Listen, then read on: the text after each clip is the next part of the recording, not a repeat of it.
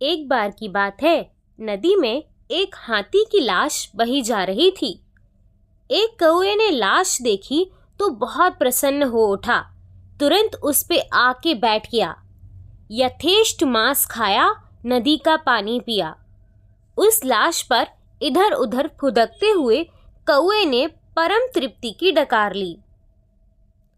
वो सोचने लगा, वाह, ये तो अत्यंत सुंदर यान है। यहाँ पर भोजन और जल की कोई कमी नहीं है। फिर इसे छोड़कर अन्यत्र क्यों भटकता फिरूं? कौवा बड़े आराम से नदी के साथ बहने वाली उस लाश के ऊपर कई दिनों तक रमता रहा। भूख लगने पे वो लाश को नोच कर खा लेता और प्यास लगने पे नदी का पानी पी लेता। अगाध जल राशि, उसका तेज प्रभाव, किनारे पर दूर दूर तक फैली प्रकृति के मनोहर दृश्य, इन्हें देख देख के वह विभोर होता रहा। नदी एक दिन आखिरकार महासागर में जा मिली। वह मुदित थी कि उसे अपना गंतव्य प्राप्त हुआ। सागर से मिलना ही उसका चरम लक्ष्य था। किंतु उस दिन लक्ष्यहीन कौवे की तो बड़ी दुर्गति हो गई। 4 दिन की मौज मस्ती ने उसे ऐसी जगह पर लापटका था जहां उसके लिए न भोजन था, न पेयजल था और न ही कोई आश्रय। सब ओर सीमाहीन अनंत खारी जल राशि तरंगित हो रही थी।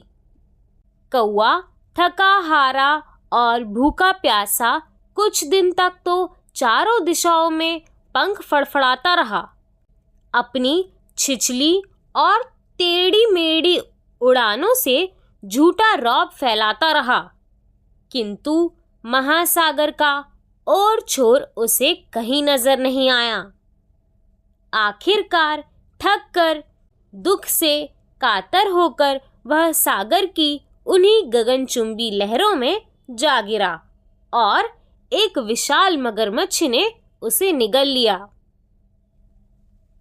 दोस्तों, ये बहुत ही सुंदर सी कहानी हमें यही शिक्षा देती है कि शारीरिक सुख में लिप्त मनुष्यों की भी यही गति होती है जो उस कौवे की हुई, जो आहार और आश्रय को ही परम गति मानते हैं और अंत में अनंत संसार रूपी सागर में समा जाते हैं।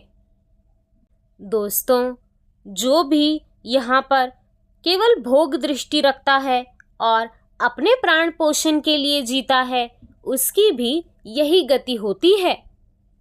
परिवर्तन ही प्रकृति का नियम है और आज आप जिसे सुख मान रहे हो, कल वो हो या ना हो, परंतु जीवन तो चलता ही रहता है। इसीलिए शरीर में, पैसे में या भोगों में सुख ढूंढना बंद कर दीजिए और अपने जीवन को सही दिशा में गुरुजनों के उपदेश पर जीना शुरू कर दीजिए। आपका कल्याण होगा।